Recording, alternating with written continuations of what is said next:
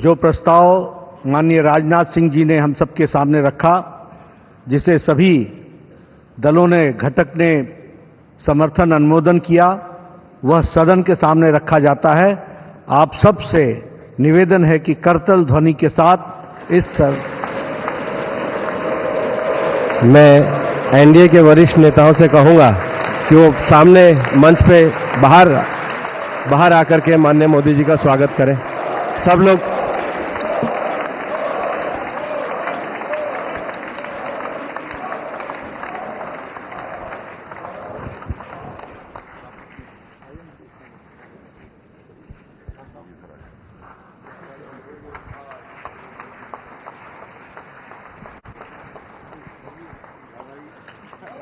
भारत माता की, भारत माता की, भारत माता की, वंदे वंदे वंदे।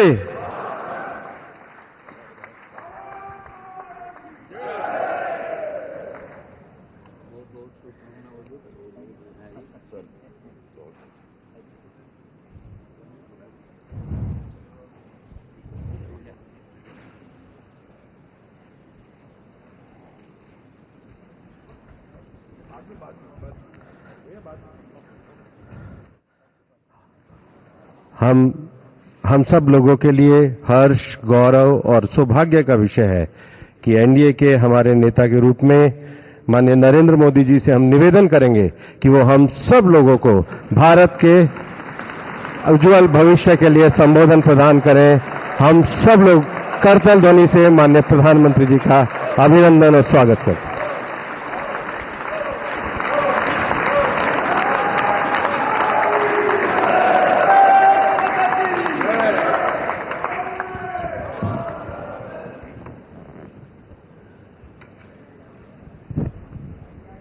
भारत माता की, भारत माता की।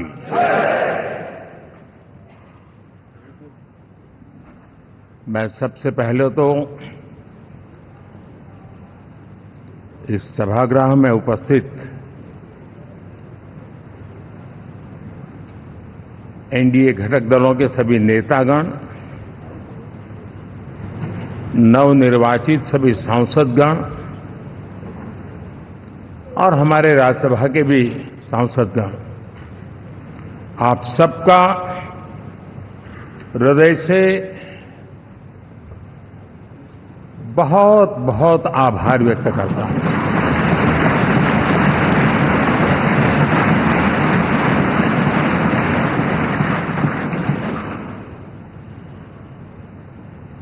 मेरे लिए खुशी की बात है कि इतने बड़े समूह को आज मुझे यहां स्वागत करने का अवसर मिला है।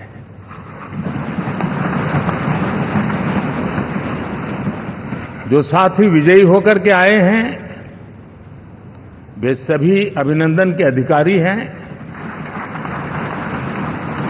लेकिन जिन लाखों कार्यकर्ताओं ने दिन रात परिश्रम किया है, न उन्होंने दिन देखा न रात देखी, और इतनी भयंकर गर्मी में हर दल के कार्यकर्ता ने जो पुरुषार्थ किया है, परिश्रम किया है, मैं आज संविधान सदन के इस सेंट्रल हॉल से सर झुका करके उनको प्रणाम करता हूं।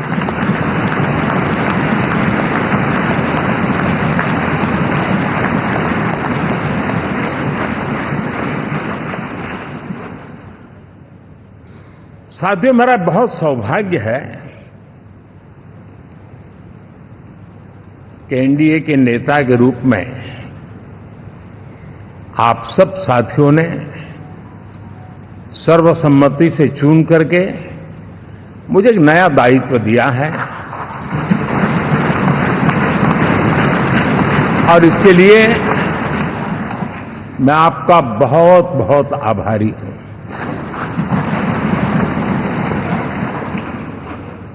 व्यक्तिगत जीवन में एक मैं जवाबदारी का एहसास करता हूं। जब 2019 में इस सदन में मैं बोल रहा था, आप सबने मुझे नेता के रूप में चुना था, और तब मैंने एक बात पर बल दिया था, विश्वास। आज जब आप मुझे फिर से एक बार ये दायित्व देते हैं, इसका मतलब है कि हम दोनों के बीच, हम आपस में विश्वास का सेतु इतना मजबूत है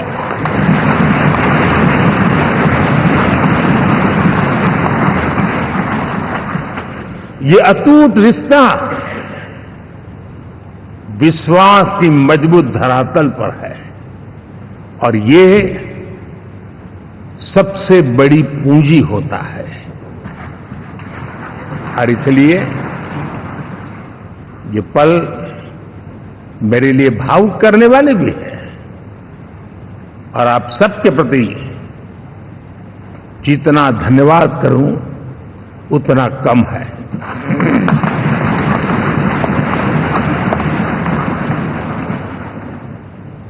साथियों,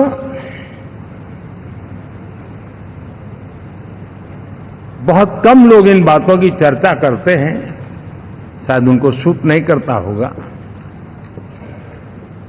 लेकिन हिंदुस्तान के इतने महान लोकतंत्र की ताकत देखिए कि एनडीए आज देश में 22 राज्यों में लोगों ने उनको सरकार बनाकर के सेवा करने का मौका दिया।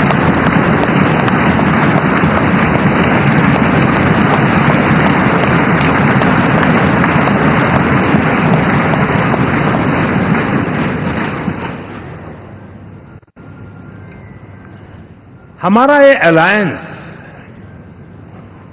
सच्चे अर्थ में भारत की असली जो स्पिरिट है, जो भारत का आत्मा है, भारत की जड़ों में जो रचा बसा है, उसका एक अर्थ में प्रतिबिंब है।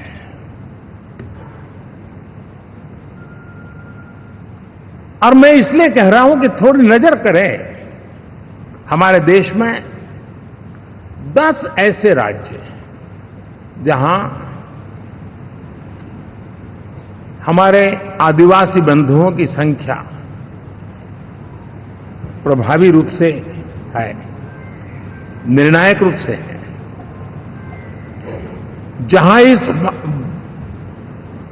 आबादी आदिवासियों की ज्यादा है, ऐसे 10 राज्यों में से 7 राज्यों में एनडीए सेवा कर रहा है।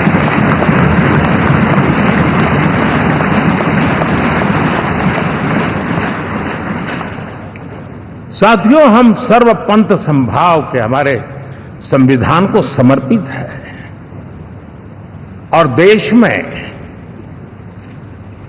चाहे हमारा गोवा हो या हमारा नॉर्थ ईस्ट हो, जहां बहुत बड़ी मात्रा में हमारे ईसाई भाई बहन रहते हैं, आज हम उन राज्यों में भी एनडीए के रूप में सेवा का अवसर हमें मिला।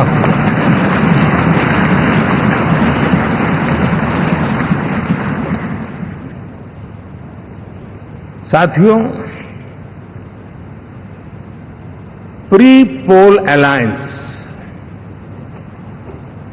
हिंदुस्तान के राजनीतिक इतिहास में और हिंदुस्तान की राजनीति में गठबंधन के इतिहास में प्री पोल अलायंस इतना सफल कभी भी नहीं हुआ है जितना कि एनडीए हुआ।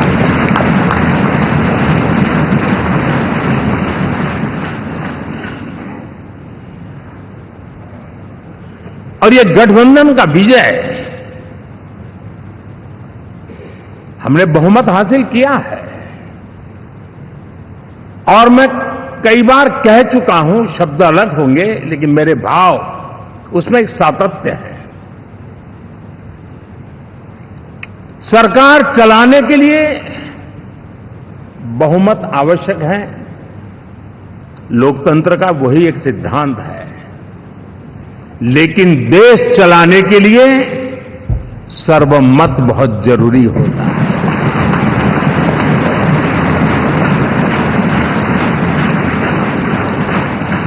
और मैं आज देशवासियों को यहां से विश्वास दिलाना चाहता हूं कि आपने जिस प्रकार से हमें बहुमत देकर के सरकार चलाने का सौभाग्य दिया है, ये हम सबका दायित्व है कि हम सर्वमत का निरंतर प्रयास करेंगे और देश को आगे ले जाने के लिए हम कोई कोर कसर नहीं छोड़ेंगे।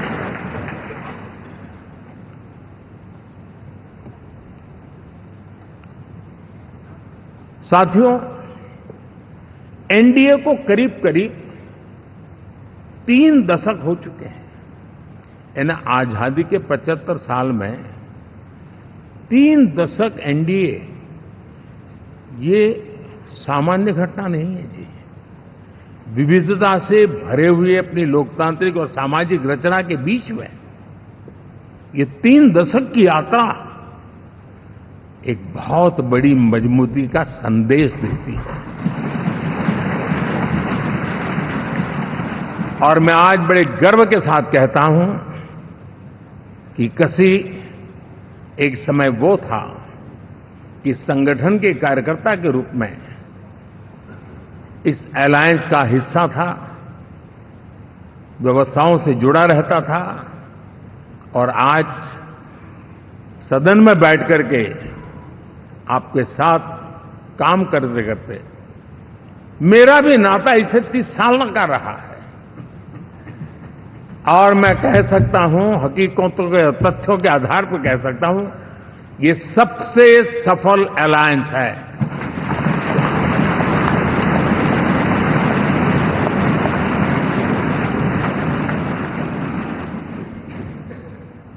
हम गर्व से कह सकते हैं कि 5 साल का टर्म होता है। इस अलायंस ने 30 साल में से 5-5 साल के 3 टर्म सफलतापूर्वक पार किए हैं और अलायंस 4थे टर्म में एंटर कर रहा है।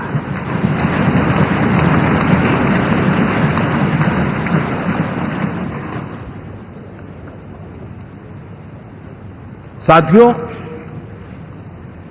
इस बात को जो राजनीति के विशेषज्ञ हैं, अगर मुक्त मन से, मुक्त मन शब्द बहुत महत्व का है, वे सोचेंगे तो पाएंगे कि एनडीए ये सत्ता प्राप्त करने का या सरकार चलाने का कुछ दलों का जमावड़ा नहीं है। ये राष्ट्र प्रथम की मूल भावना से नेशन फर्स्ट के प्रति कमिटेड वैसा ये समूह है। और 30 साल का लंबा कालखंड शुरू में शायद असेंबल हुआ होगा, लेकिन आज मैं कह सकता हूं कि भारत के राजनीतिक व्यवस्था में एक ऑर्गेनिक अलायंस है।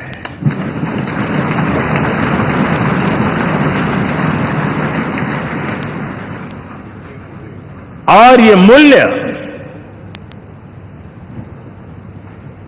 श्रद्धेय अटल बिहारी वाजपेयी, श्री प्रकाश सिंह जी बादल, श्री बाला साहब ठाकरे, श्री जॉर्ज फर्नांडिस, श्री शरद यादव, अनगिनत नाम में कह सकता हूं, इन लोगों ने जिस बीज को बोया था वो आज भारत की जनता ने विश्वास का सिंचन कर करके इस बीज को वटवृक्ष बना दिया है।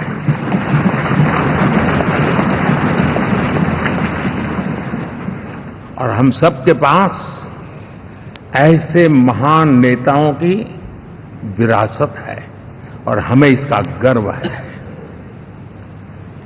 बीते 10 वर्षों में हमने एनडीए की उसी विरासत, उसी मूल्यों को लेकर के निरंतर आगे बढ़ने का और देश को आगे बढ़ाने का प्रयास किया। जब मन से राजनीति के विश्लेषक अगर विश्लेषण करेंगे तो देखेंगे कि एनडीए का जो लोग दिखते हैं ना, उसमें एक कॉमन चीज नजर आती है और वो है गुड गवर्नेंस। इन सबने अपने अपने समय में, अपने अपने कार्यकाल में जब जब जहां सेवा करने का मौका मिला है, गुड इस देश को दिया है। और इस प्रकार से एनडीए एक प्रकार से,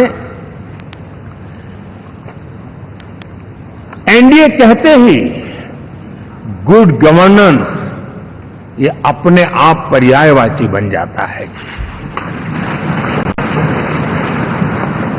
साथियों, हम लोगों के सभी के कार्यकाल में, चाहे मैं गुजरात में रहा हूं या बाबू हमारे आंध्र में रहे हो या नीतीश जी ने के लिए भरपूर सेवा की हो, हम सबके अंदर केंद्र बिंदु में गरीब का कल्याण केंद्रस्थ रहा है।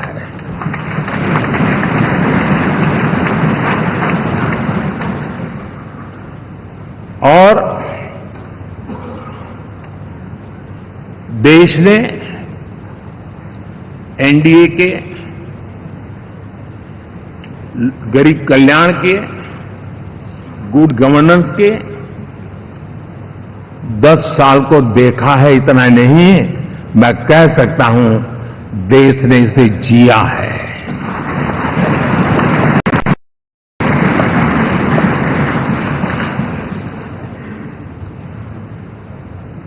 जनता जनार्दन ने सरकार क्या होती है, सरकार क्यों होती है, सरकार किसके लिए होती है, सरकार कैसे काम करती है, इसको पहली बार अनुभव किया है। वरना जनता और सरकारों के बीच में एक खाई की व्यवस्था ही बनी हुई थी। हमने उसको पाठ दिया है। हमने सबका प्रयास का मंत्र देश को नई ऊंचाई पर ले जाने के लिए चरितार्थ करके देखा है। साथियों, एनडीए सरकार में हम अगले 10 साल में, मैं बहुत जिम्मेवारी के साथ कह रहा हूं, अगले 10 साल में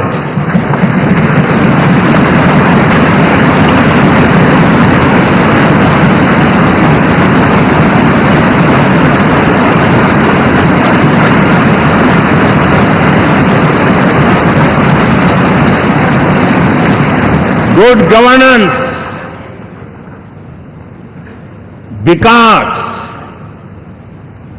नागरिकों के जीवन में क्वालिटी ऑफ लाइफ, और मेरा व्यक्तिगत रूप से एक बहुत बड़ा ड्रीम है, मैं लोकतंत्र की समृद्धि को जब सोचता हूं तो मैं चाहता हूं कि सामान्य मानवीय के जीवन में से, और खास करके मध्यम वर्ग, उच्च मध्यम वर्ग, उनके जीवन में से सरकार की दखल जितनी कम हो उतनी लोकतंत्र की मजबूती है।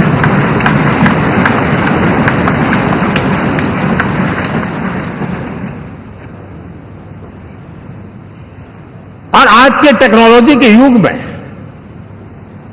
बहुत आसानी से हम वरना एक दिन में 10 काम हो तो 10 अलग अलग वो सारी चीजें मांगेंगे। हम बदलाव चाहते हैं। गुड गवर्नेंस का ये भी एक महत्वपूर्ण पहलू है।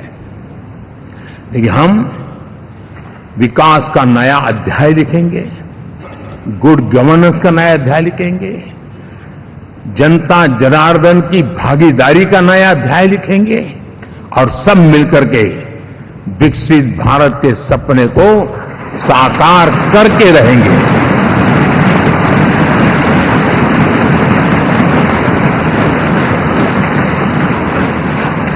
साथियों, एनडीए में, और मैं अगर विस्तार से कहूं तो सदन में किसी भी दल का कोई भी जनप्रतिनिधि होगा, मेरे लिए सब बराबर है।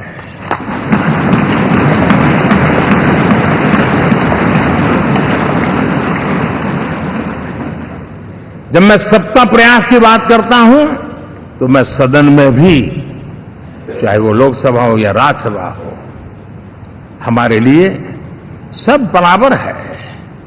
और यही एक भाव है जिसके कारण 30 साल से एनडीए अलायंस मजबूती के साथ आगे बढ़ा है। अपना पराया कुछ नहीं है। सबको गले लगाने में हमें कभी कोई कमी नहीं रखी है। उसी का परिणाम है कि जनता का विश्वास भी जीत पाते हैं। साथियों, हमने 2024 में जिस टीम भावना से काम किया है और ग्रासरूट लेवल पे किया है, सिर्फ फोटो ऑप करना, नेता मिलकर के हाथ हिलाएं और फिर तुम्हारे रास्ते में मेरे रास्ते, ऐसा नहीं। ग्रासरूट लेवल तक सबने मिल करके ये जो काम किया है, और उसी ने हमें ऑर्गेनिक अलायंस का सामर्थ्य दिया है।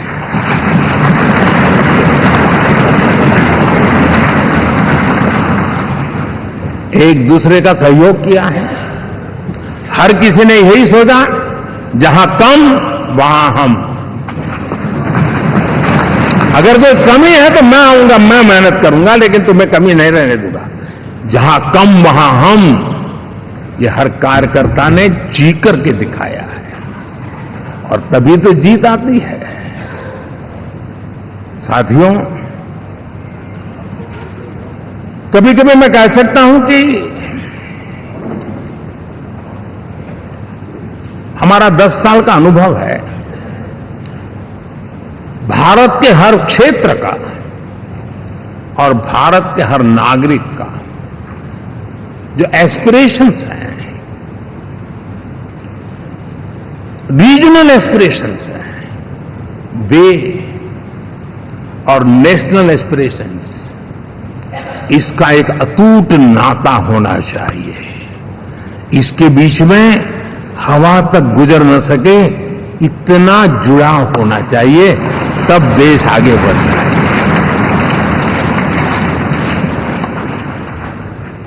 साथियों, इस चुनाव में मैं कुछ उल्लेख जरूर करना चाहूंगा जो मेरी नजरिए से मैंने देखा है। दक्षिण भारत में एनडीए ने एक नई राजनीति की नींव मजबूत की है।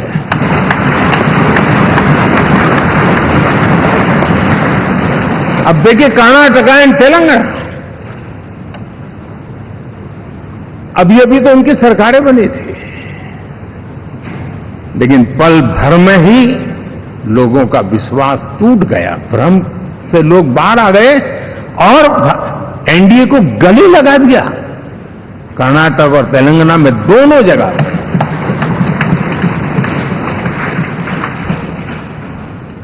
साथियों, तमिलनाडु, मैं तमिलनाडु की टीम को भी बधाई देना चाहूंगा,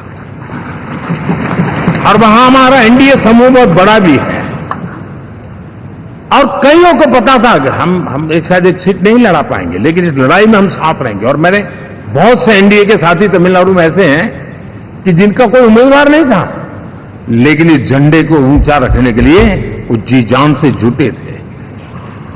और इसलिए आज तमिलनाडु में भले हम सीट नहीं जीत पाए, लेकिन जिस तेजी से एनडीए का वोट शेयर बढ़ा है, वो साफ साफ संदेश दे रहा है कल में क्या लिखा हुआ है।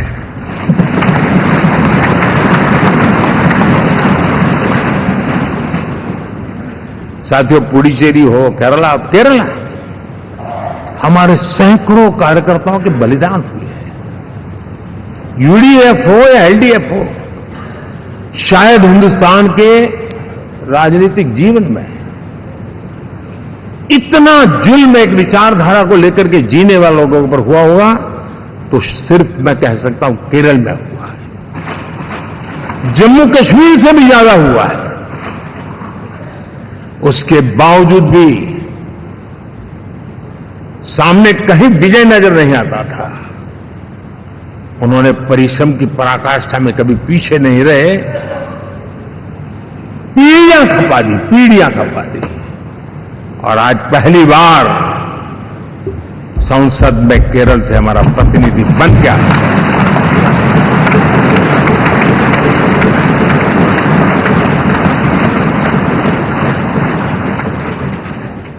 साथियों, अरुणाचल में हमने लगातार हमारी सरकार बनती रही है और भारी समर्थन से बनती है। सिक्किम में भी हमारे एनडीए की सरकार करीब करीब क्लीन स्वीप के साथ, अरुणाचल क्लीन स्वीप।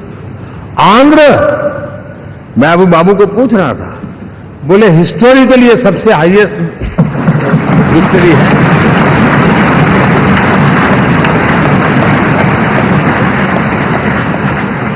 और ये जो यहां दिखता है ना पवन, ये पवन नहीं, आंधी है।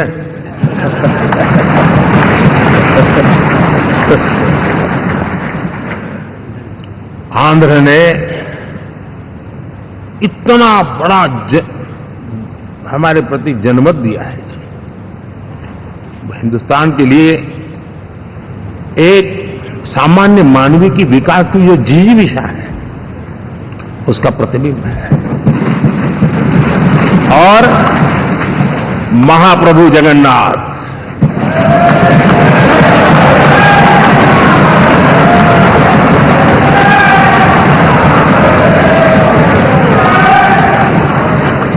और मैंने अनुभव किया हमेशा। मैं हमेशा मानता हूं ईश्वर के अनेक रूप होते हैं, लेकिन जब मैं भगवान महाप्रभु जगन्नाथ जी को याद करता हूं तो मैं हमेशा मानता हूं ये गरीबों के देवता है।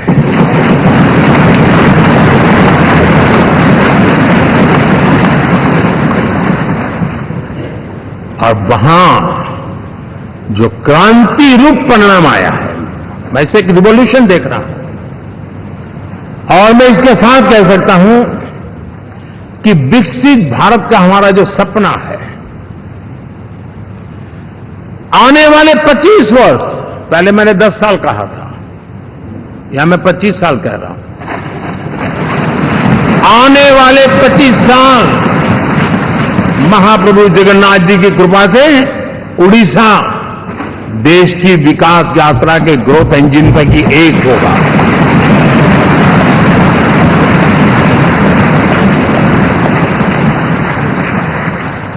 साथियों, हम लोग जब 4 जून के नतीजे चल रहे थे, मैं तो अपने काम में कुछ व्यस्त था, बाद में फंक्शन आना शुरू हो गए, तो मैंने किसी को पूछा, यार ये तो ठीक है आंकड़े वांकड़े, तो मुझे ये बताओ कि ईवीएम जिंदा है कि मर गया?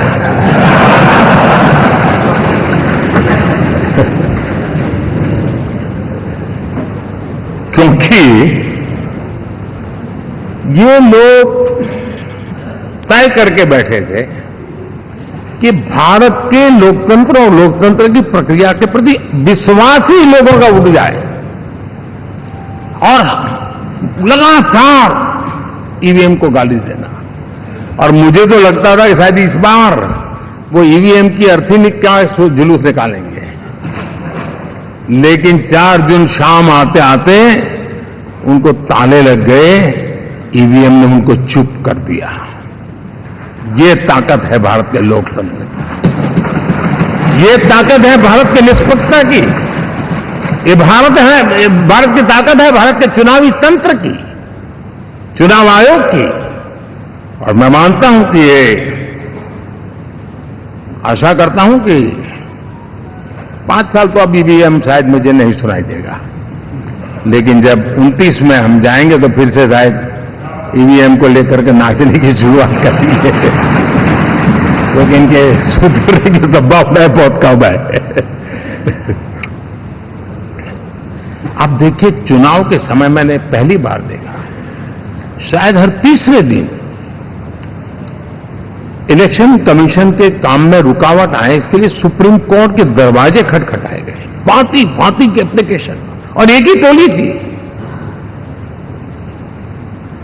और लोकतंत्र के प्रति जिनका भरोभार अविश्वास, ऐसे लोग सुप्रीम कोर्ट का उपयोग करते हुए कैसे रुकावट डाले, इसका निरंतर प्रयास करते रहे। और चुनाव आयोग की ताकत का एक बड़ा हिस्सा अदालतों में, इस पीक अवर्स में, चुनाव के पीक अवर्स में,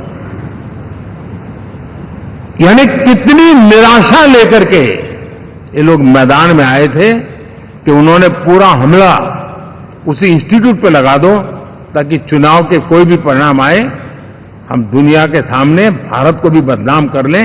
ये षड्यंत्र का हिस्सा था दोस्तों, और कभी भी देश उनको माफ नहीं करेगा। साथियों,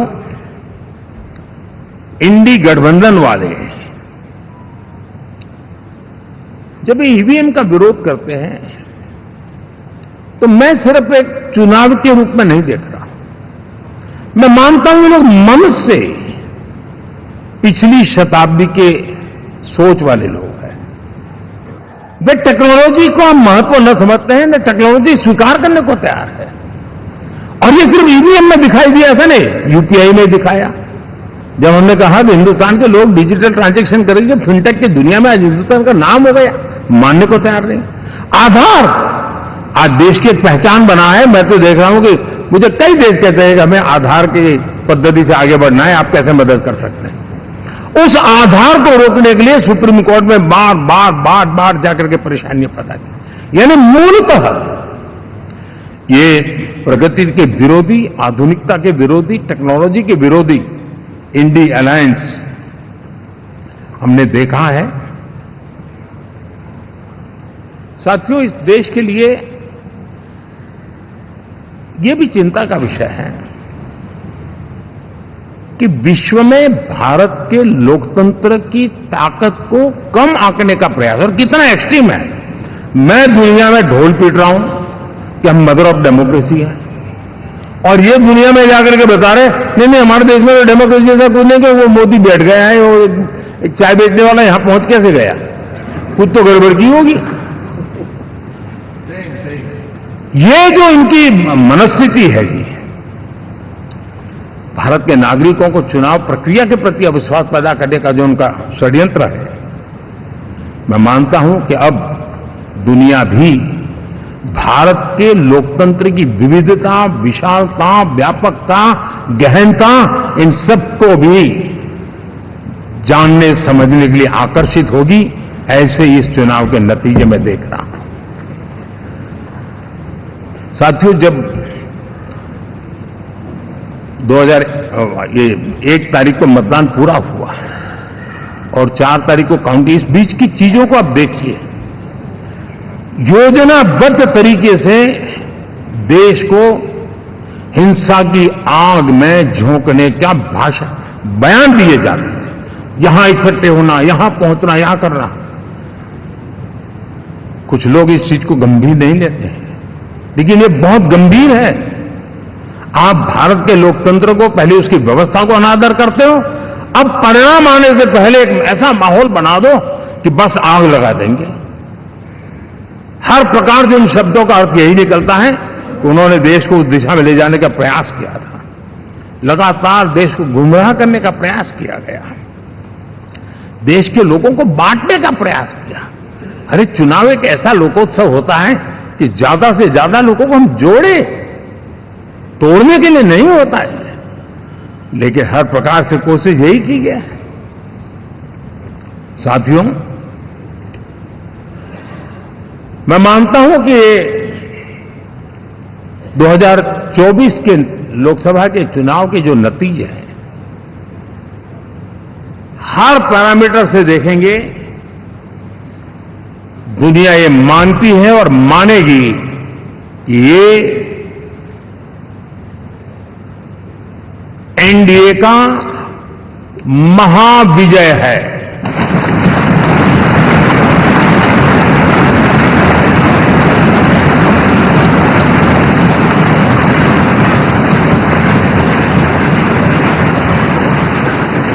और आपने देखा 2 दिन कैसा चला, जैसे हम तो हार चुके हैं, गए, सब चारों तरफ यही दिखता था। क्योंकि उनको अपने कार्यकर्ताओं का मोरल हाई करने के लिए ऐसे काल्पनिक परेड ये करने पड़ रहे हैं। और साथियों, गठबंधन के इतिहास में अगर आंकड़ों के हिसाब से देखें तो ये सबसे मजबूत गठबंधन की सरकार है।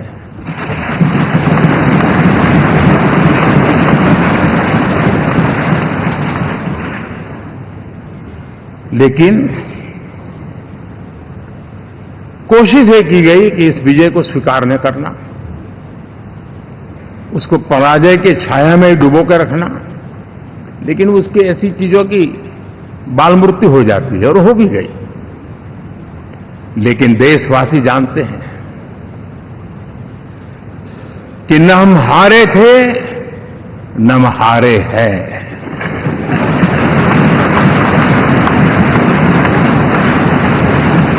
लेकिन 4 तारीख के बाद हमारा जो व्यवहार रहा है,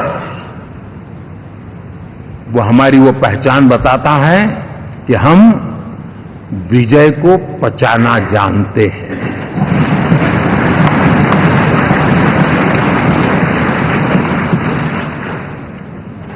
हमारे संस्कार ऐसे हैं कि विजय की गोद में उन्माद पैदा नहीं होता है, और न ही पराजित लोगों के प्रति उपहास करने के हमारे संस्कार हैं। हम विजय को भी पचाते हैं और पराजित का भी उपहास करने की विकृति हम नहीं पालते। ये हमारे संस्कार है।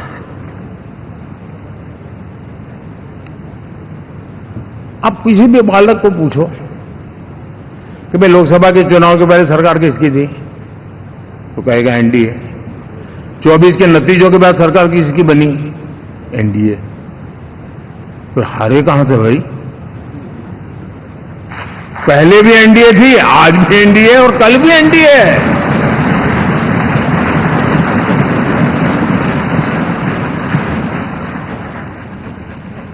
आप सोचिए,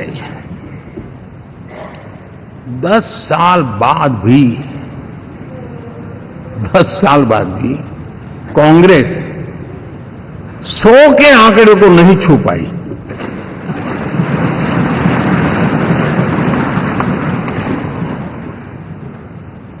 और अगर मैं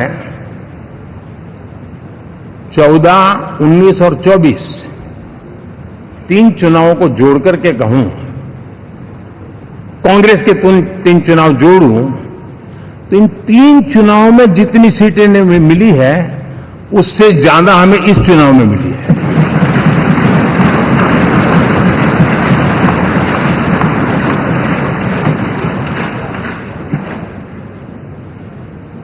और मैं साफ देख रहा हूं साथियों, एनडीए वालों को अंदाज नहीं है। वे धीरे धीरे पहले तो डूब रहे थे, अब तेज गति से ये गर्त में जाने वाले हैं।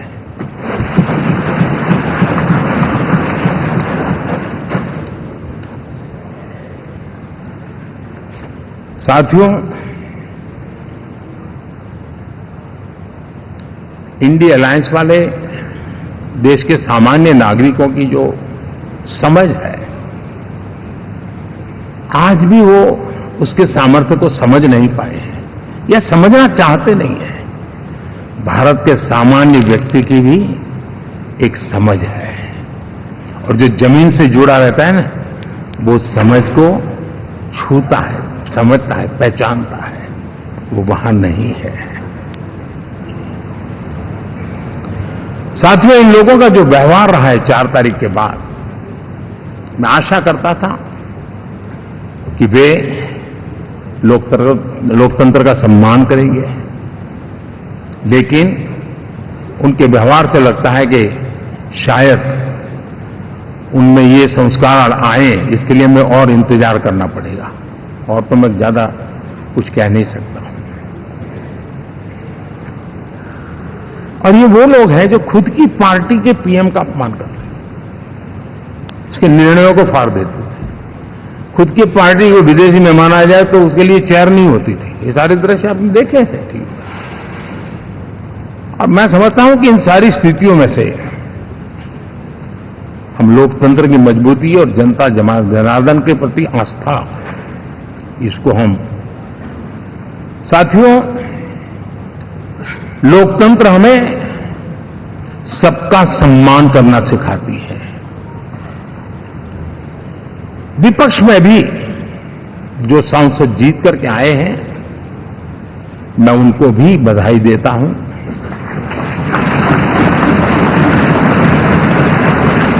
और मैं पिछले 10 वर्ष में एक चीज मिस कर रहा था कि debate, participation, quality of debate मैं मिस कर रहा हूं।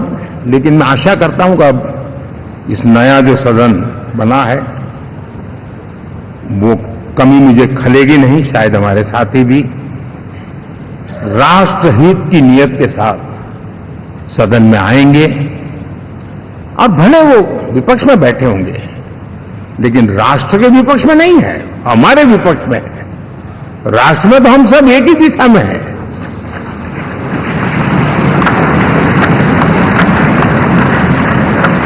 राष्ट्र में हमारा कोई पक्ष विपक्ष नहीं है, राष्ट्र में तो हम 140 करोड़ है। और मैं आशा करता हूं कि वो राष्ट्रहित की भावना को लेकर के सदन में आएंगे और सदन को समृद्धि देने में वे कुछ न कुछ योगदान करेंगे। साथियों, 24 का जनादेश एक बात को बार बार मजबूती दे रहा है, बार बार मजबूती दे रहा है कि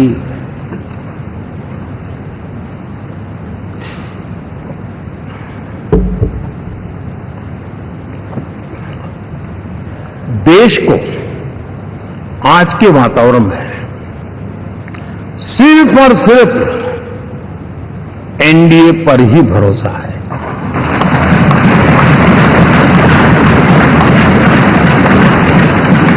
और जब इतना अटूट विश्वास है, इतना भरोसा है, तो स्वाभाविक है देश की अपेक्षाएं भी बढ़ेगी। और मैं इसे अच्छा मानता हूं और हम सबका कर्तव्य भी मानता हूं। और इन अपेक्षाओं को पूर्ण करने के लिए, और मैंने पहले भी कहा था कि जो 10 वर्ष हमने काम किया है वो तो ट्रेलर है।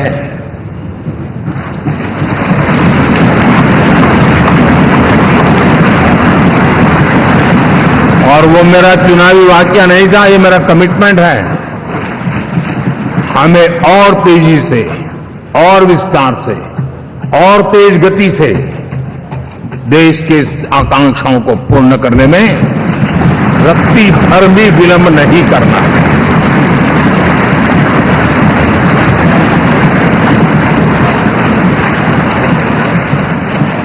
जनता जनार्दन चाहती है हम पहले से ज्यादा डिलीवर करें। जनता चाहती है कि हम खुद ही हमारे पुराने रिकॉर्ड तोड़े। और मैं साथियों, एक तरफ एनडीए रखूं, दूसरी तरफ भारत के लोगों के सपने और संकल्पों को रखूं, तो मैं कहूंगा NDA, new India, develop India, aspirational India.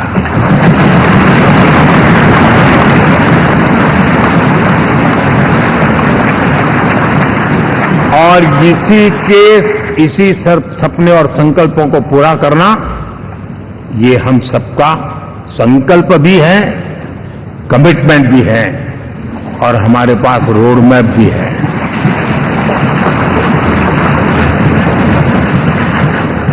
साथियों, एनडीए ने हमेशा करप्शन फ्री, रिफॉर्म ओरिएंटेड, स्थिर सरकार देश को दी है। जब जब हमें अवसर मिला, हम लोगों ने काम किया है। उसके सामने कांग्रेस नेतृत्व वाली यूपीए, अब उन्होंने पुरानी अपनी छवि सुधारने के लिए नाम बदल दिया, लेकिन पहचान घोटालों की है। आए दिन घोटाले, यही पहचान रही है। और नाम बदलने के बावजूद भी देश उनके घोटालों को नहीं भुला है, उनको नकारा है।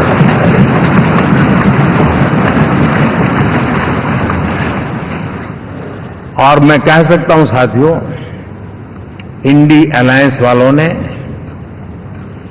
एक व्यक्ति का अपोज करने के वन पॉइंट एजेंडा के कारण देश की जनता ने उनको ही ऑपोजिशन में बिठा दिया है।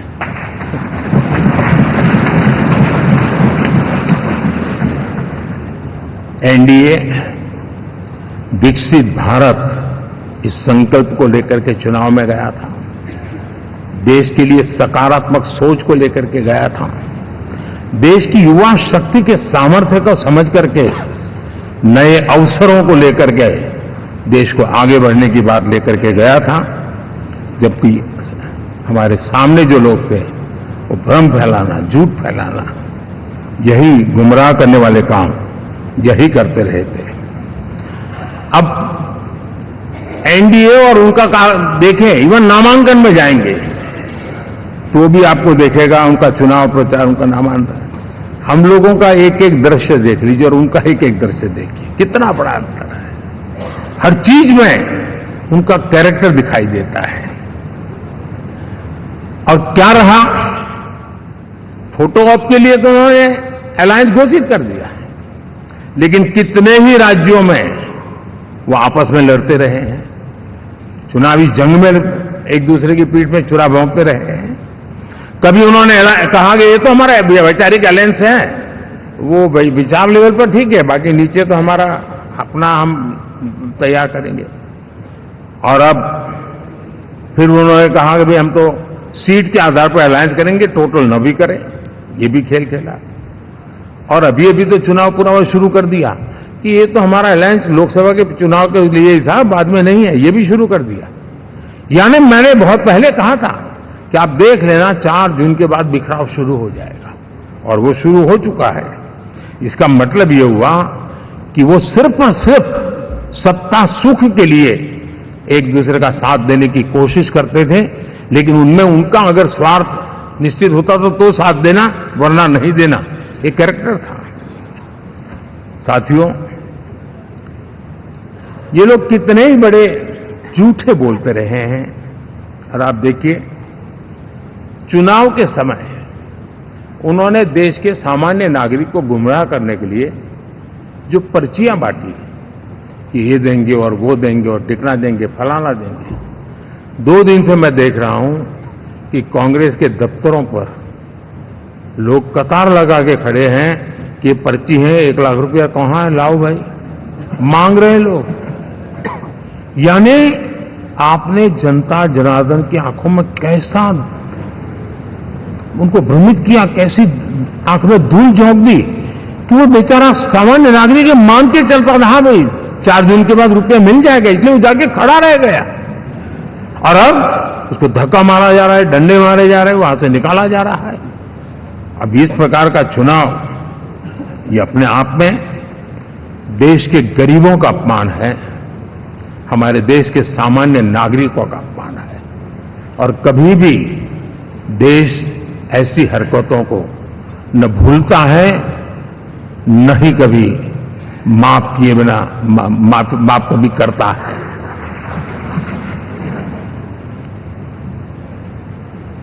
साथियों, हमारे लिए संतोष की बात है कि हम एक कमिटमेंट से काम कर रहे हैं। 10 साल में हमने 25 करोड़ गरीबों को गरीबी से बाहर निकाला है।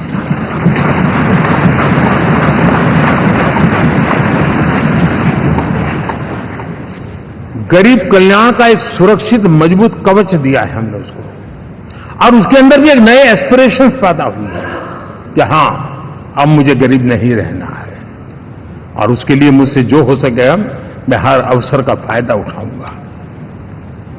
3 करोड़ गरीबों को घर, ये ऐसे कहने का आंकड़ा नहीं है जी, कितनी मेहनत पड़ती है मुझे मालूम है, लेकिन हम सफलतापूर्वक इसको कर पाए हैं।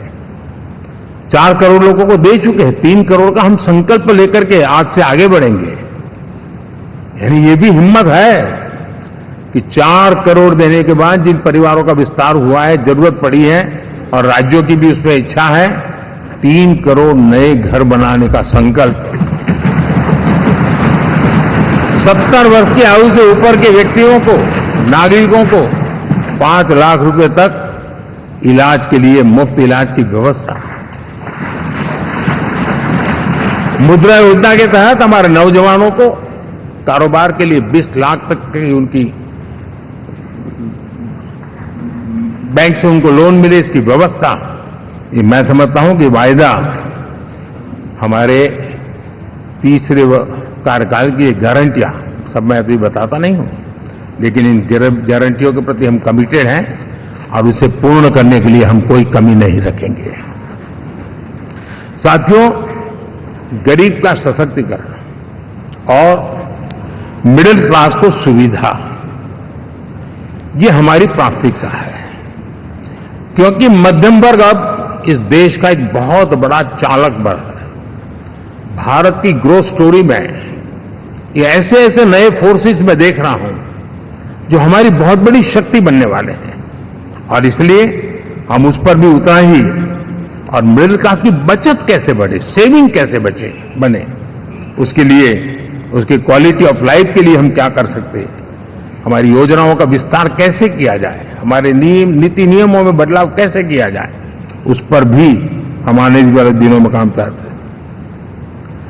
साथियों, पंचायत से पार्लियामेंट तक हमारी नारी शक्ति की सक्रिय भागीदारी, ये हमारा कमिटमेंट है, और हमने हमारे पिछले कार्यकाल में नारी शक्ति वंदन अधिनियम करके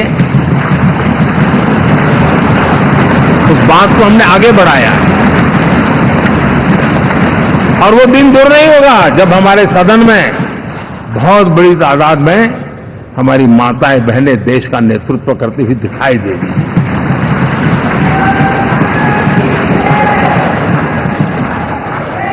इस पूरे चुनाव में हम सबसे ज्यादा महिला उम्मीदवारों को टिकट देने वाली पार्टी रहे हैं, ये हमारा कमिटमेंट है। हमारी महिला सांसदों को जो आशीर्वाद देश की जनता ने दिया है, मैं इसके लिए विशेष रूप से उनका आभार व्यक्त करता हूं। और साथियों, आपने देखा होगा G20 समिट में दुनिया के सामने एक विषय लेकर के हम बड़े आग्रह से गए हैं, और वो है empowerment of women, development of women. इन सारी बातों को तो हम परिचित हैं। हमने एक नया शिफ्ट किया है, और हम G20 समिट से भी इसको आगे बढ़ा रहे हैं, विमेन लेड डेवलपमेंट।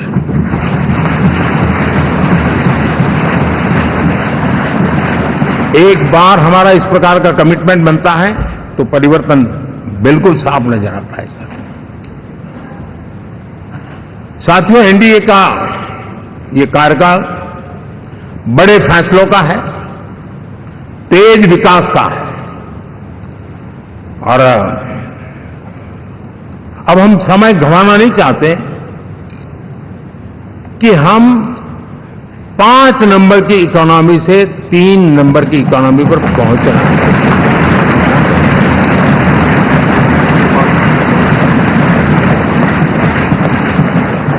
और ये खाली 5 और 3 का आंकड़ा नहीं है, उसके कारण जो अर्थव्यवस्था का कद बन जाता है, वो सामान्य मानवी की आशा आकांक्षाओं को पूरी करने के लिए सरलता बढ़ जाती है। देश के लिए जो जरूरतें हैं वो आराम से पूरी करने का सामर्थ्य बन जाता है। और इसलिए हम उस दिशा में बड़ी कोशिश करके आगे बढ़ना चाहते हैं। राज्यों का सहयोग भी उसमें उतना ही महत्वपूर्ण है। और भारत के संविधान ने हमें जिस प्रकार का दिशा निर्देश किया है कोऑपरेटिव फेडरलिज्म का, लेकिन मैंने उसमें आग्रह रखा है कॉम्पिटिटिव कोऑपरेटिव फेडरलिज्म। हमारे राज्यों के बीच में भी तंदुरुस्त स्पर्धा हो, राज्य और केंद्र के बीच में भी तंदुरुस्त स्पर्धा हो, हम अच्छा करने की स्पर्धा करें और उस दिशा में हम आगे बढ़ना चाहते हैं। और हमने देखा है कि जब मैं कॉम्पिटिटिव कोऑपरेटिव फेडरलिज्म की बात करता हूं, आपने देखा G20 समिट हम एक जगह पे कर सकते थे, हम भी मालाएं पहन करके फोटो निकलवा सकते थे, लेकिन हिंदुस्तान के अनेक शहरों में 200 से ज्यादा मीटिंगें हुई और दुनिया भर के नीति निर्धारक जो कहे G20 देशों के और बाकी भी 5-7 देशों के, वो हिंदुस्तान के कोने कोने में गए, उनके देशों में जाकर के भारत की विविधता, भारत की विशालता, इसकी चर्चा कर रहे हैं। उनके लिए आश्चर्य है, हमने तो दिल्ली आकर के वापिस जाते थे, पता ही नहीं था कि देश इतना बड़ा है। ये अपनी एक ताकत का परिचय हुआ है। हमने कोविड में देखा, राज्यों के साथ कोऑपरेशन के साथ हमने जिस प्रकार से लड़ाई लड़ी और एक सूत्र में रह करके लड़ाई, दल किसी का भी हो सरकार में, लेकिन हमने इस काम को किया क्योंकि हमारा कोऑपरेटिव फेडरलिज्म के प्रति कमिटमेंट है। एस्पिरेशनल डिस्ट्रिक्ट एक ऐसा मॉडल है गवर्नेंस का जिसमें राज्य भी उतना ही सक्रियता से हमारे साथ जुड़े हुए हैं। और दुनिया के लिए जो डेवलपिंग कंट्रीज हैं उनके लिए गवर्नेंस का एक ऐसा मॉडल प्रस्तुत हो रहा है जिसका अब तो केस स्टडी के रूप में दुनिया के अनेक यूनिवर्सिटी केस स्टडी करना शुरू की है। अब उसको हम आगे बढ़ाते हुए एस्पिरेशनल ब्लॉक की तरफ ले जा रहे हैं ताकि हमारे ग्रासरूट लेवल पे भी जो वीक एरियाज हैं, जहां सुविधाएं अभी सामान्य एवरेज से भी नीचे हैं, उसको हम जल्दी से जल्दी उस स्टेट की एवरेज तक लाना चाहते हैं। देश का रीजन कोई भी क्षेत्र हो, सर्वांगीण विकास को लेकर के हम चले। साथियों, गत 10 वर्ष में इंफ्रास्ट्रक्चर के क्षेत्र में हमने एक बहुत बड़ा, यानी सोचने में भी बदलाव लाए। जमीन पर तो लाए, वरना हमारे देश में सोचा चलेगा यार, अरे एक बार कर लो ना, उस सारे में से बदलाव नहीं। अब तो अच्छा ही चाहिए, बड़ा ही चाहिए, जल्दी से जल्दी पहुंचाने वाला चाहिए। सामान्य मानवी के मन को हमने इस तरह से प्रेरित भी किया है और पुरुषार्थ करके हमने उस दिशा में काम किया है। 5 साल में हमें गति शक्ति, यानी इस प्रकार के प्लेटफॉर्म पर जो काम किया है, जो काम 6-6, 8-8 महीने तक नहीं होता था, वो आज 15-20 दिन में कर सकते हैं। सर, टेक्नोलॉजी का उपयोग करके हम काम कर रहे हैं। और ये जब होता है तो उसका मूल फायदा देश के नौजवानों के लिए रोजगार के अति अवसर बन जाते हैं। उनके लिए जीवन में सिलेक्शन के लिए बहुत बड़ा दायरा बढ़ जाता है। और वो हमें, साथियों, आज भारत दुनिया में विश्व के लिए एक नया मैन्युफैक्चरिंग हब के रूप में उभर रहा है। और जब हम मैन्युफैक्चरिंग हब कह रहे हैं तब सिर्फ इलेक्ट्रॉनिक गुड्स या सर्विसेज की मैं बात नहीं कर रहा हूं। मैं फूड प्रोसेसिंग में भी आज दुनिया में हम बहुत तेजी से आगे बढ़ रहे हैं और वो भारत के किसानों को बहुत बड़ी ताकत देने वाला है। उसी प्रकार से स्पेस हो, आर्टिफिशियल इंटेलिजेंस हो, स्टार्टअप्स की बात हो, स्किल जॉब अपॉर्चुनिटीज की बात हो, आज भारत बहुत तेजी से आगे बढ़ेगा, बढ़ रहा है, ये मेरा विश्वास है। साथियों, मुद्रा योजना, ड्रोन दीदी, विश्वकर्मा योजना, इसने भी नई संभावनाओं को जन्म दिया है। साथियों, हमारी संस्कृति, हमारी विरासत, उसके प्रति हम जितना ध्यान केंद्रित करेंगे, दुनिया के लिए आकर्षण का केंद्र बनेगा। और इसलिए हम उन दिशा में, और मैं मानता हूं भारत के लिए टूरिज्म एक ऐसा एवेन्यू है जो गत शताब्दी में हमें कभी, आज से लेकर के पीछे के 100 साल में कहूं, ऐसा अवसर नहीं मिला है जैसा आने वाले 25 साल में मिलने वाला है। दुनिया भारत की तरफ मुड़ने वाली है। अब हमारा काम है हम इसके लिए आवश्यक व्यवस्थाओं को विकसित करें, हमारी विरासत के प्रति हम हमारा पर्यटन का विकास करते हुए एक विन विन सिचुएशन का हम फायदा उठाएं और उसमें बहुत अधिक निवेश की संभावनाएं मैं देखता हूं। और ये ऐसा क्षेत्र है जिसमें हर स्तर के लोग कमाते हैं, गरीब से गरीब आदमी भी कमाता है और बड़ी बड़ी होटल वाला भी कमाता है, हर कोई इसमें कमाता है। और हमने टूरिज्म के हम बल देना चाहते हैं, बहुत पोटेंशियल है। आज इंफ्रास्ट्रक्चर के क्षेत्र खुले हैं, इसका फायदा इसको मिलता है, एयरवे हो, रेलवे हो, हमारे एक्सप्रेस वे हो, ये हमारा यातायात जितना बेहतर हो और हमारा डिजिटल कनेक्टिविटी का जो काम है ये इसके लिए एक बहुत बड़ा पॉजिटिव ग्राउंड तैयार कर रहा है और जिसका फायदा मिलने वाला है। और जो वोकल फॉर लोकल और रीजनल टूरिज्म, इसको एक बल देने का काम है। साथियों, अब दुनिया एक नए युग में प्रवेश रही है। जिस समय औद्योगिक क्रांति हुई उस समय हम गुलामी के दौर से गुजर रहे थे, तो औद्योगिक क्रांति का जितना फायदा लेना चाहिए हम नहीं ले पाए। अब एक नया युग शुरू हो रहा है, हरित युग, ग्रीन एरा। भारत के पास बहुत संभावनाएं हैं इसका नेतृत्व करने की और हम इसके लिए आने वाले दिनों में ग्रीन हाइड्रोजन की बात हो, ग्रीन एनर्जी हो या ग्रीन जॉब्स हो या ग्रीन मोबिलिटी हो, इन सारे विषयों को हम इतनी तेजी से आगे बढ़ाना चाहते हैं ताकि इस हरित युग का नेतृत्व दुनिया में भारत का सामर्थ्य सिद्ध कर दें, ये हम चाहते हैं। साथियों, इसी सिलसिले में इस 5 जून को जब पर्यावरण दिवस था, 4 जून को नतीजे आ गए थे, तो उसी दिन मेरे मन में एक विचार आया कि कार्यक्रम 5 जून को हमने आरंभ किया, एक पेड़ मां के नाम। हर किसी को मां के प्रति श्रद्धा होती है और मैं भी देशवासियों को कहूंगा कि आने वाले समय में कभी आपकी माताजी का जन्मदिन हो, क्या कोई और शुभ दिन हो, अपनी मां के नाम पर एक पेड़ लगाइए और मां जीवित है तो साथ लेकर जाइए, उनकी फोटो आप सोशल मीडिया में अपलोड कीजिए और मां नहीं है तो उनकी फोटो रख करके एक पेड़ लगाइए और वो अपनी मां का भी सम्मान होगा और धरती मां की सेवा होगी। हम इन 2 माताओं की सेवा करें। साथियों,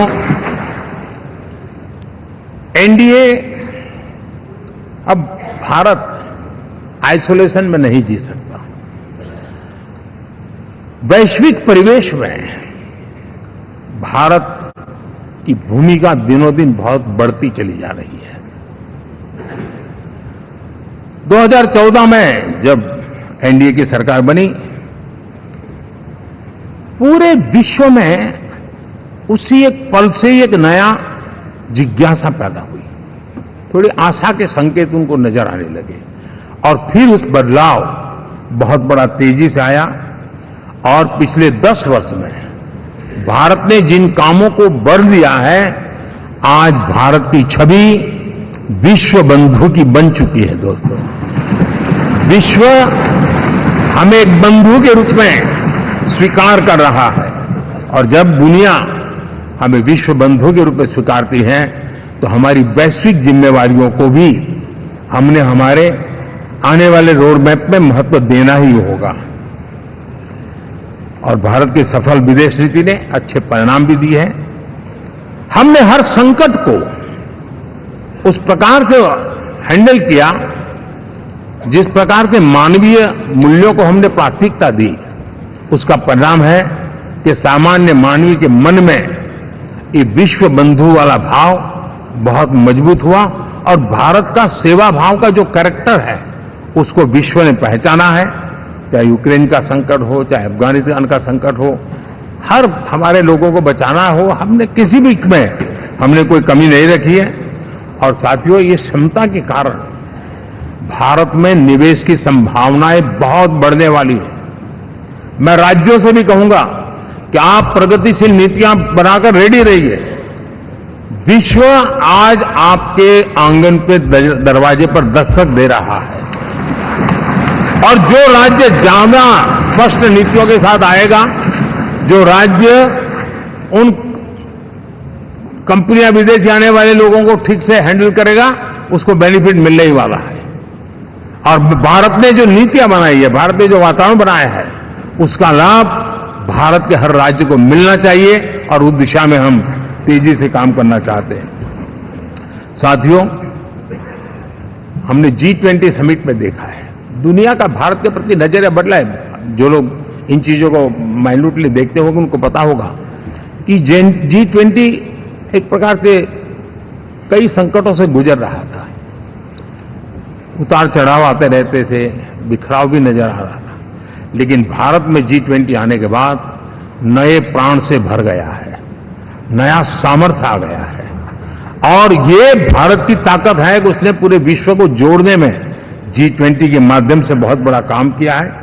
और उसके इन दिनों भी जो परिणाम आए इसके बाद मेरा काफी समय विदेश के सरकारों से फोन अभिनंदन स्वीकार करने में गया। और शायद मैं 2014 में 19 में भी ऐसा अनुभव नहीं था जितना इस बार फ्लो है। दुनिया के करीब करीब, अब नाम ले, उसने भारत को शुभेच्छा व्यक्त की है या बात करने की कोशिश की है। यानी ये वैश्विक जो हमारा ताकत है उसका परिचय करवा रहा है। और उसके कारण मैं मानता हूं कि विश्व में हमारा सम्मान और साथ साथ भारत में निवेश, ये दोनों संभावनाएं बढ़ रही है। साथियों, हमारे संविधान का 75वां वर्ष है। हम चाहते हैं कि संविधान हमारी संवैधानिक संस्थाओं का संरक्षण भर इसके मात्र के लिए है, ऐसा नहीं, कोई अदालत में धाराओं का उपयोग करके काम करने के लिए नहीं है। ये एक हमारी भावना है, हमारा स्पिरिट है। और हमें इस 75 साल को ऐसे मनाना है ताकि हम संविधान के स्पिरिट को जन जन तक पहुंचाएं। हर जन को संविधान की जो भावना है, कर्तव्य की भावना है, अनेक बात ऐसे इस बात है, उन सब प्रति समर्पण उसका बढ़े, उस दिशा में हम काम करना चाहते हैं। साथियों, छत्रपति शिवाजी महाराज के राज्याभिषेक के 350 वर्ष के उत्सव में देश आज रंगा हुआ है। और हमारे लिए सबसे बड़ी प्रेरणा है क्योंकि उसमें राष्ट्र प्रथम की भावना है। छत्रपति शिवाजी महाराज को याद करते ही राष्ट्र प्रथम की भावना हमें मजबूती देती है। और इसलिए हम देश में इसी एजेंडा को आगे रखते हुए, और जब इसी समय 350 साल का पर्व आया है, तो हमें अपनी पॉलिसी और परफॉर्मेंस और सामान्य मानवीय का जीवन बेहतर करना है, उसमें जरा भी विलंब नहीं करना है। साथियों, विकास की सारी तैयारियां, रोड मैप लेकर को हम चलेंगे ही, चल रहे हैं। लेकिन साथ साथ हम नए नए सांसद आए हैं, कुछ पुराने सांसद हैं, कुछ ज्यादा अनुभवी सांसद भी हैं। आप देखते हैं कि इन दिनों, पिछले 2 दिन से आप टीवी पे देखते होंगे, एक भी सच्चाई मुझे उसमें नजर नहीं आई। कोई ये कह रहा है, कोई वो कह रहा था, सब मैंने कहा भी जरा पूछो तो ये जानकारी लाते कहां से, गपगोले चला रहे, किसी के खाते में कुछ भी डाल करके चल रहा है। तो मतलब ये थोड़े दिन, क्योंकि 10 साल से ऐसे अवसर नहीं मिले हैं, तो शायद ये उबाल जरा ज्यादा रहेगा। लेकिन आप मान के चलिए जी, ऐसे लोग कोई पहुंचेंगे, बस साहब मेरा अच्छा संबंध है, मंत्री में आपका नंबर कर सकता हूं, आया, हमें भी पता नहीं होता यार, हो सकता है मिनिस्टर बनने का ही रास्ता होगा, तो हम भी गलती से उसका हाथ पकड़ लेते हैं और वो पता नहीं वो किस खाई में डुबो देता है। कभी कभी तो शायद अब तो टेक्नोलॉजी ऐसी है कि हो सकता है मेरे सिग्नेचर से कोई लिस्ट बाहर निकल जाए कि ये मंत्री बन गए, हो सकता है कोई बुद्धिमान डिपार्टमेंट भी बांट दे। तो आजकल कई लोग सरकार बनाने में लगे हुए हैं, मंत्री पद बांट रहे हैं, पद बांट रहे हैं, व्यवस्था बांट रहे हैं। मैं आपसे आग्रहपूर्वक कहता हूं, और जो मोदी को जानते हैं, ये सारे प्रयास निरर्थक है। वे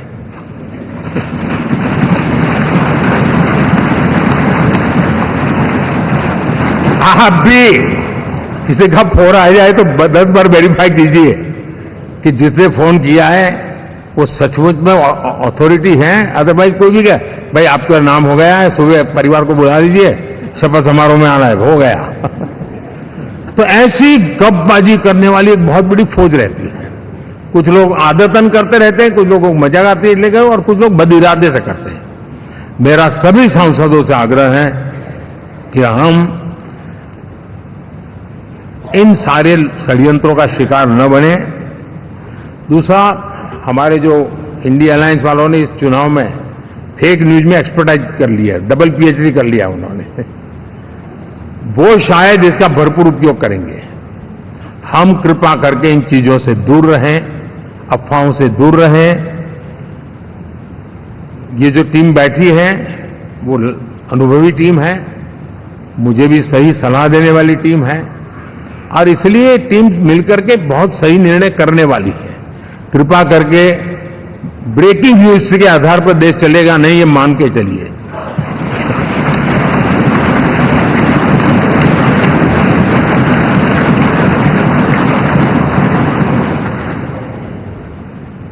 साथियों, विकसित भारत का संकल्प लेकर के हम चले हैं। 3 नंबर की इकोनॉमी पहुंचना मैं जानता हूं, निश्चित रोड मैप के साथ उसको हम पार करने वाले हैं। और मैंने पहले भी कहा था कि मेरा पल पल देश के नाम है, मेरा पल पल आप लोगों के नाम है। मैं 24/7 अवेलेबल हूं।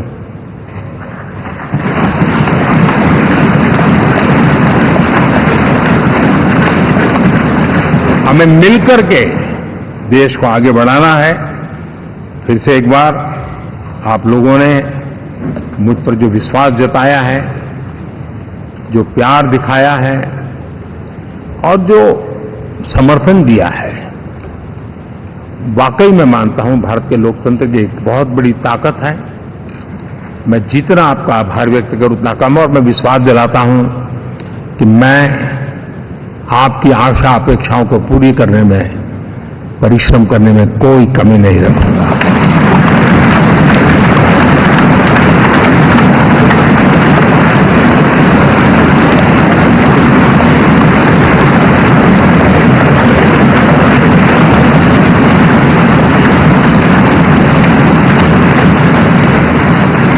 मेरे लिए जन्म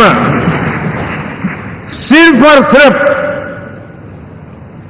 वन लाइफ वन मिशन, और वो है मेरी भारत माता।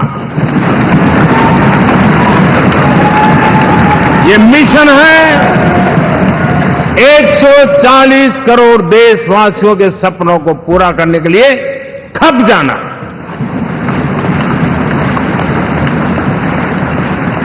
ये मिशन है 140 करोड़ देशवासियों को 1000 साल की मुसीबतों से जो गुजरी हुई पीढ़ी दर पीढ़ी है, उसे मुक्ति दिला करके सम्मान के साथ विश्व में मेरा हर देशवासी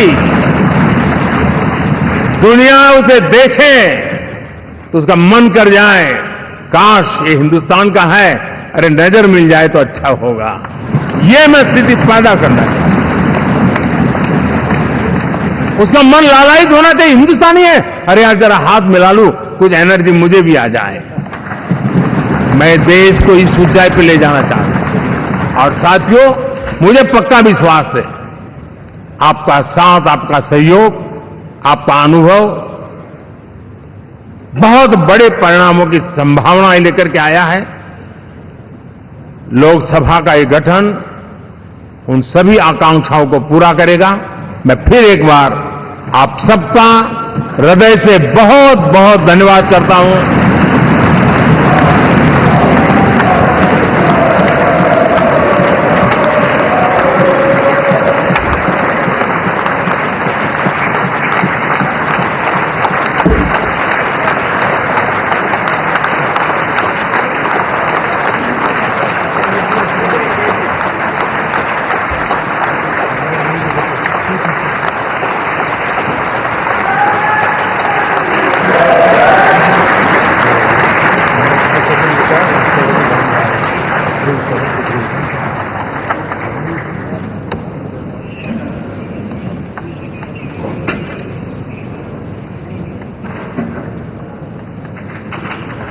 उसके बाद जिनको स्वागत करना चाहिए राष्ट्रपति जी का खाना करना से पूछ सकते जो एनडीए के साथी स्वागत करना चाहते हैं वो आगे आ सकते हैं और बाकी भी जो फिर पार्टी के वरिष्ठ नेता भी स्वागत करना चाहते हैं वो आगे आ सकते हैं। एनडीए के वरिष्ठ